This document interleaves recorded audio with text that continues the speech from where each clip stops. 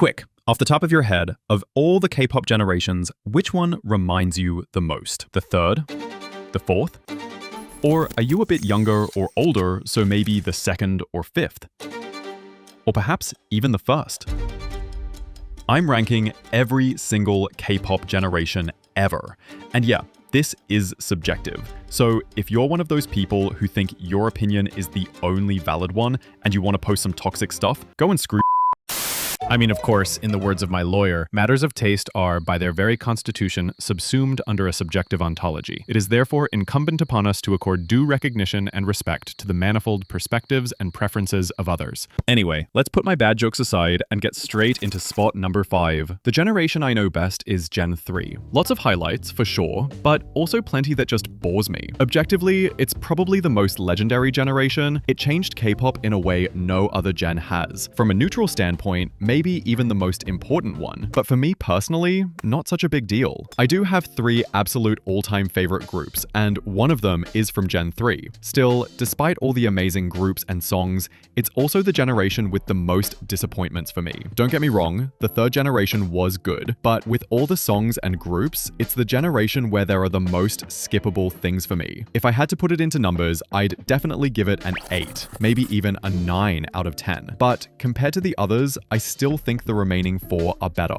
I just want to emphasize, even last place is still a fantastic generation. One I'm genuinely grateful for, and that's given me so much joy. Next up, the first generation, which I rank ahead of the third. You'll notice pretty quickly I'm an old school fan. Anyone who knew my old channel already knows this, but you'll see it throughout this video anyway. I'll admit, there aren't as many highlights as in Gen 3, but the ones I do know and love, I love endlessly. On top of that, there are way fewer disappointments. That's why it's above Gen 3 for me. The sound is raw and wonderful, and even the cheesy performances and conventional concepts are things I truly enjoy. Gen 1 is just beautiful, and sadly way too underrated, though I get why not everyone shares my enthusiasm.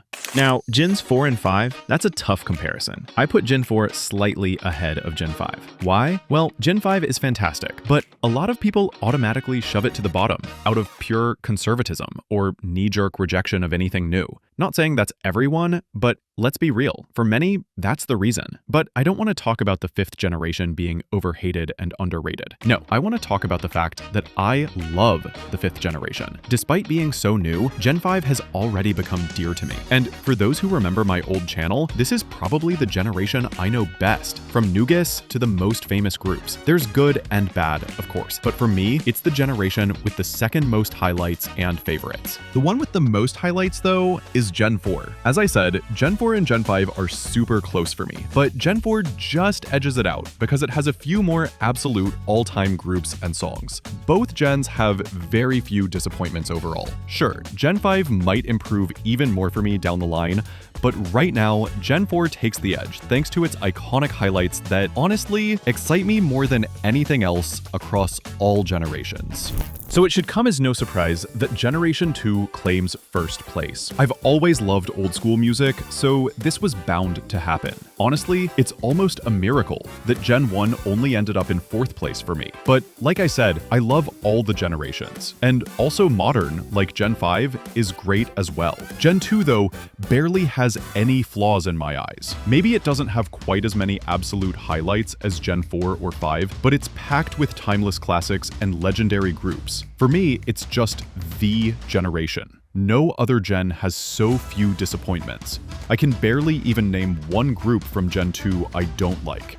Okay, I'll admit it. There's exactly one group I don't like. No matter how deep I dive into the old school tracks, Gen 2 almost never lets me down. I adore the general sound, the light jazz influences, the unique style, and the sheer variety. Even the genre experiments worked. And even the B-side stood out, instead of blending into the background. There are 1,000 more reasons, but I don't think words can capture just how much it excites me. I already struggled to put this into words with Generation 4, but here it feels like an impossible task, and every word I try to use feels inadequate, almost like it diminishes what I'm trying to express. Okay, I admit again, my English isn't good either, which makes it even harder. So this is why the 2nd generation is my favorite generation. And before I wrap up, I just want to say say, I genuinely enjoy all the generations. Ranking them is kind of like comparing different types of pizza or ice cream flavors. I like them all, except fruit on pizza. That's just... Ew.